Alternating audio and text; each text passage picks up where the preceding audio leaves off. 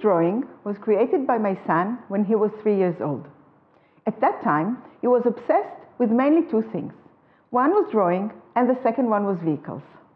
So it is no wonder that when his father and I told him that I was pregnant and that he was becoming an older brother, we received this tribute from him, a family drawing.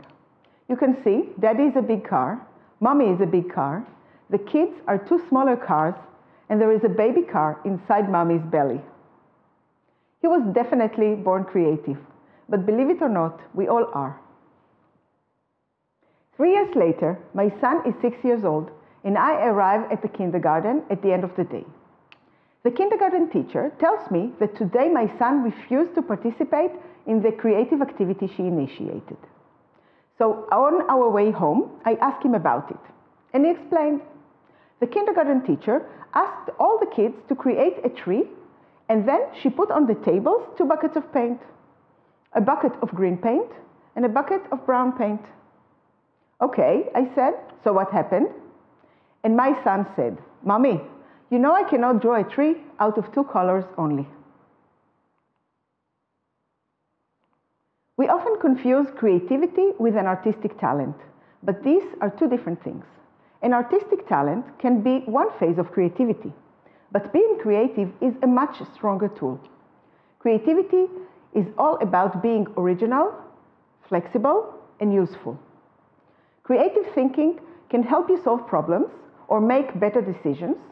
It can earn you more money and improve your relationships.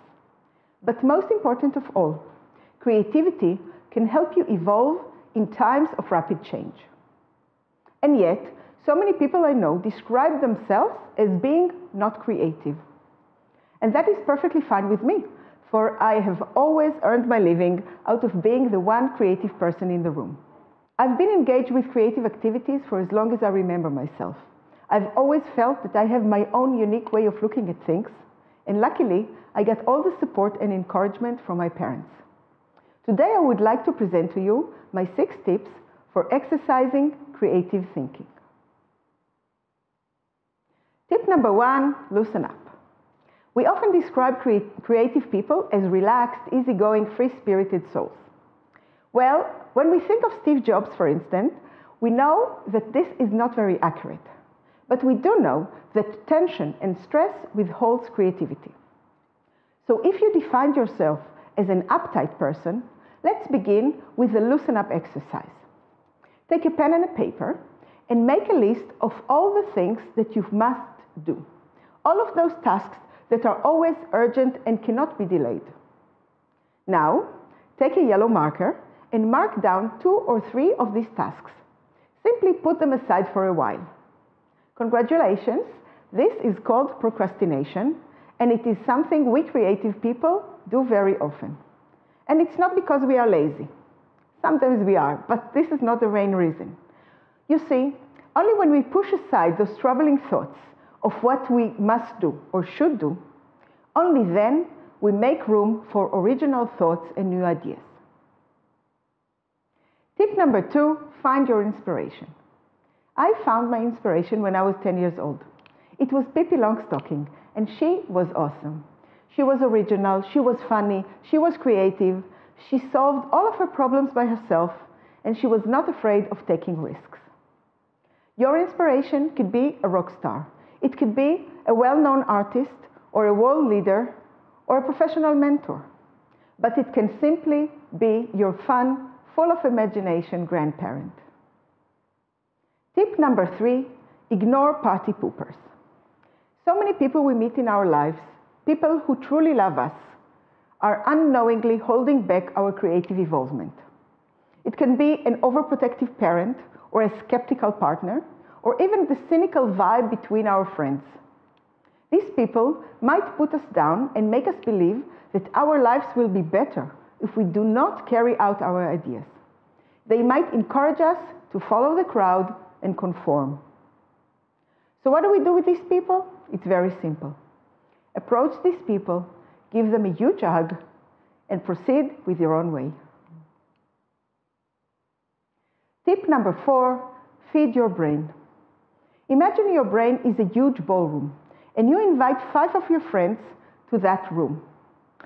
Now, there are drinks, there is food, you're having fun, everybody's laughing, but after a while, the conversation dies. Now, imagine inviting 500 people to this ballroom. Now, let the party begin. So many conversations, so many different topics, ideas, connections, interactions. If you want to be creative, you want your brain to meet many new people every day. It is very easy to feed your brain these days. Just get yourself a set of good quality headphones and sail away to the sea of webinars and podcasts. Become a lifelong learner. Do it alone, do it regularly, and don't forget to give yourself some extra time to reflect and ponder. Tip number 5, practice change. Becoming more creative is a mental journey. It is all about getting out of your comfort zone and think differently. It is about seeking new options and being curious again, using your imagination. But changing our habits is not easy. Thus, let's train our brain to like change. Think of something you do very often, something that you do regularly for years.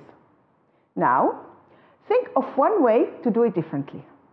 Maybe trade your coffee break with a fruit break, or take the bus at a different station. You might find that even thinking about it is quite intimidating. How will you survive without your coffee break? What will happen if you miss the bus? Well, this is time to overcome those fears and practice change. Build yourself a flexible mind. Tip number 6, be brave. When I was preparing this talk, I came across an interesting piece of text. It was the first page of a personal diary of a 10-year-old girl. And it said something like this: "Today I started writing my diary. Nothing wonderful happened to me today. I started doing my homework, and then I went to play the piano. On my way home, I looked up at the sky, and I saw small clouds floating across the sky. Nothing to write about today. Enough." Is this text exceptional? No, it isn't. It sounds like a typical 10-year-old first page of a diary. But the 10-year-old girl is Leah Goldberg, one of the greatest Hebrew poets I know. And this diary page was her first brave step. So, what does being creative mean to you? What is your dream? Is it writing a novel or just making an excellent PowerPoint presentation for your job? Is it being a better team leader at work, stand out above your colleagues? Or is it developing a scientific idea? Whatever you always wanted to do and never had the time or the courage, do it now. All great leaders, all inventors and artists have begun their journey with one small step, their first experience. Do not be afraid to make mistakes. Creative people fail and rise. This is how they get smarter. Do not be afraid to look foolish. Foolishness is a virtue. And yes, this is my grandmother. Encourage your kids to read and explore. Make your home a creative habitat for them. And next time your kid accidentally spills your coffee, don't yell at him, "Oh no, what have you done? How can I trust you?" Instead, try saying, "Oh, what have you done? But look at that funny coffee monster on the floor." So, if you ask me, can everybody be creative? I say sure. Everybody can be more creative every day. Thank you very much.